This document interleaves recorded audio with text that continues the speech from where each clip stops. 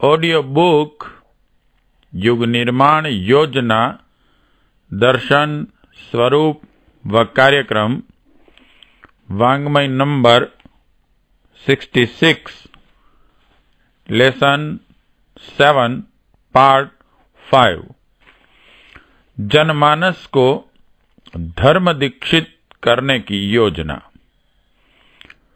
ज्ञान को उपनिषदों में अमृत कहा गया है। जीवन को ठीक प्रकार जीने और सही दृष्टिकोण अपनाए रहने के लिए प्रेरणा देते रहना और श्रद्धा स्थिर रखना, यही ज्ञान का उद्देश्य है। जिन्हें ज्ञान प्राप्त हो गया उनका मनुष्य जन्म धन्य हो गया है। शिक्षा का उद्देश्य भी ज्ञान की प्राप्ति ही है।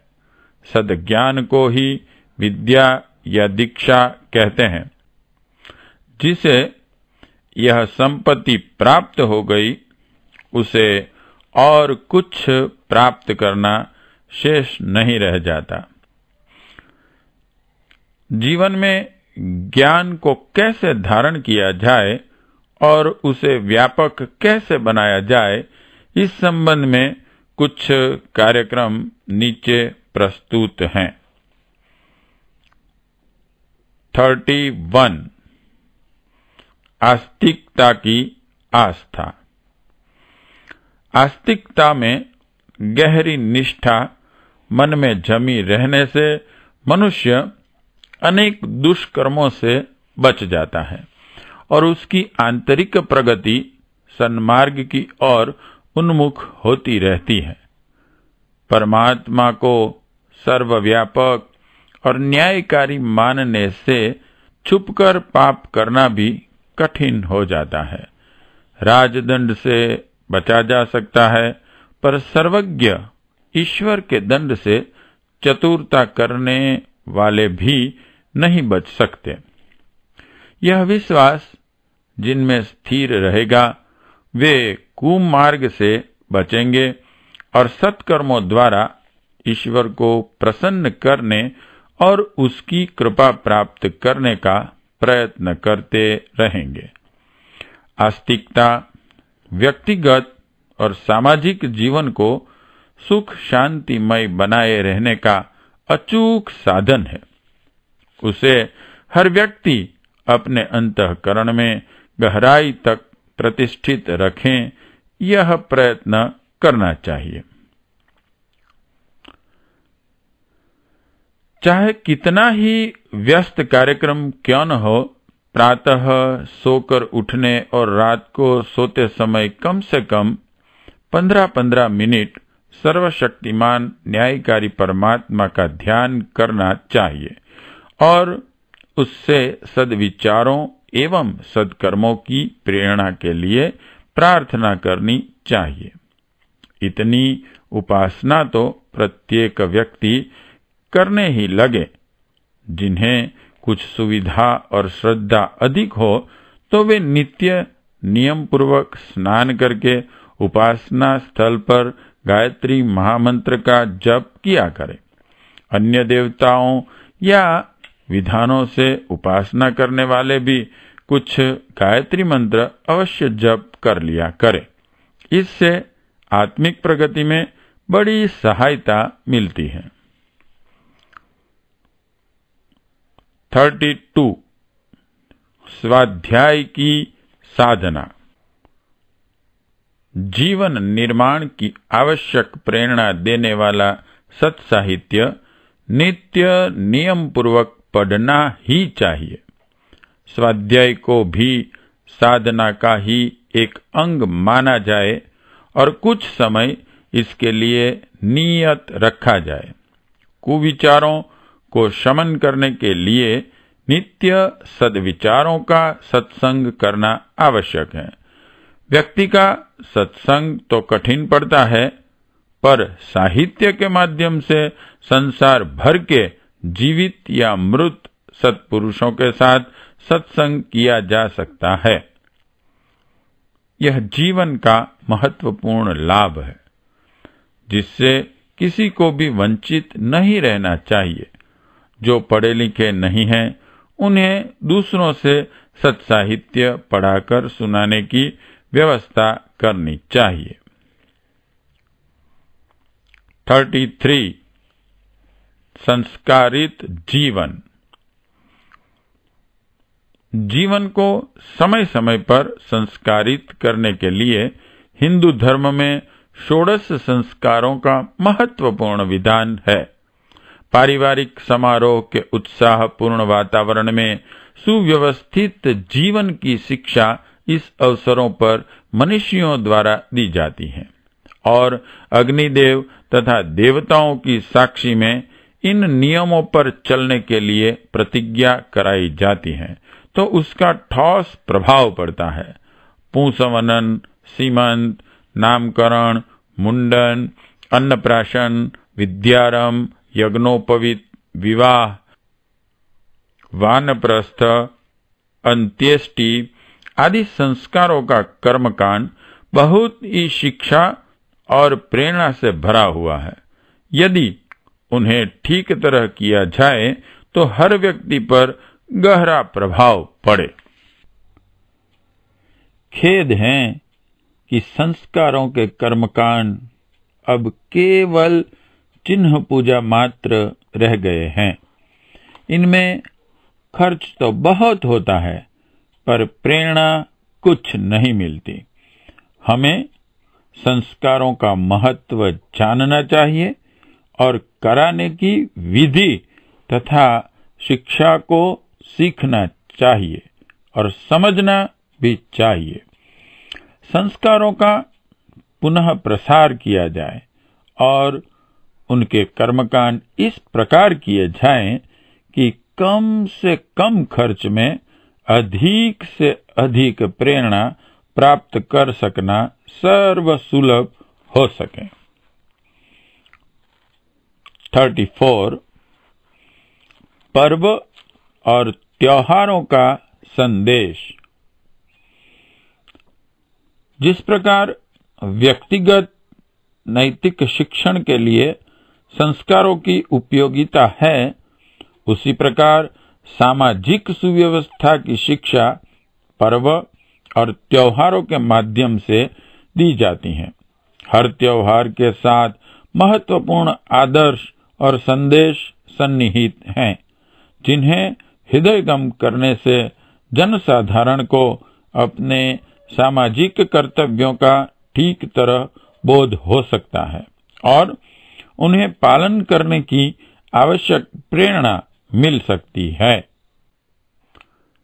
त्योहारों के मनाए जाने के सामूहिक कार्यक्रम बनाए जाया करें और उनके विधान कर्मकांड ऐसे रहें जिसमें भाग लेने के लिए सहज ही आकर्षण हो और इच्छा जगे। सब लोग इकट्ठे हों, पुरोहित लोग उस पर्व का संदेश सुनाते हुए प्रवचन करें और इस संदेश में जिन प्रवृत्तियों की प्रेरणा है उन्हें किसी रूप से कार्यान्वित भी किया जाया करें। संस्कारों और त्योहारों को कैसे मनाया जाए और उपस्थित लोगों को क्या सिखाया जाए, इसकी शिक्षा व्यवस्था हम जल्दी ही करेंगे। उसे सीखकर अपने संबंध समाज में इन पूर्ण प्रक्रियाओं को प्रचलित करने का प्रयत्न करना चाहिए। 35 जन्मदिन समारोह। हर व्यक्ति का जन्मदिन मनाया जाए, इसके स्वजन संबंधी बधाई और शुभकामनाएं दिया करे। एक छोटा जन्मोत्सव मनाया जाया करे जिसमें वह व्यक्ति आत्मनिरीक्षण करते हुए शेष जीवन को और भी अधिक आदर्शमय बनाने के लिए कदम उठाया करे। बधाई देने वाले लोग भी कुछ ऐसे ही प्रोत्साहन उसे दिया करें। हर जन्मदिन जीवन शोधन की प्रेरणा का पर्व बने। ऐसी प्रथा परंपराएं प्रचलित की जानी चाहिए। 36 व्रतशीलता की धर्म धारणा। प्रत्येक व्यक्ति व्रतशील बने, इनके लिए व्रत आंदोलन को जन्म दिया जाना चाहिए। भोजन, ब्रह्मचर्य, अर्थोपार्जन, दिनचर्या, खर्च का निर्धारण, बजट, स्वाध्याय, उपासना, व्यायाम, दान, सोना, उठना आदि हर कार्य की निर्धारित मर्यादाएं अपनी परिस्थितियों के अनुकूल निर्धारित करके उसका कड़ाई के साथ पालन करने की आवश्यकता हर व्यक्ति अनुभव करे। ऐसा लोक शिक्षण किया जाए। बुरी आदतों को क्रमशः घटाते चलना और सद्गुणों को निरंतर बढ़ाते चलना भी इस आंदोलन का एक अंग रहे। साधनामय, संयमी और मर्यादित जीवन बिताने की कला हर व्यक्ति को सिखाई जाए ताकि उसके लिए प्रगतिशील हो सकना संभव हो सके। 37 मंदिरों को प्रेरणा केंद्र बनाया जाए। मंदिर, मठों को नैतिक एवं धार्मिक प्रवृत्तियों का केंद्र बनाया जाए। इतनी बड़ी इमारतों में प्रौढ़शालाएं, रात्रि पाठशालाएं, कथा, कीर्तन, प्रवचन, उपदेश, पर्व त्योहारों के सामूहिक आयोजन, यज्ञोपवीत, मुंडन आदि संस्कारों के कार्यक्रम, औषधालय, पुस्तकालय, संगीत, शिक्षा, आसन, प्राणायाम, व्यायाम की व्यवस्था, व्रत आंदोलन जैसी युग निर्माण की अनेक गतिविधियों को चलाया जा सकता है। भगवान की सेवा पूजा करने वाले व्यक्ति ऐसे हों जो बचे हुए समय का उपयोग मंदिर को धर्म प्रवृत्तियों का केंद्र बनाए रहने और उसका संचालन करने में लगाया करे।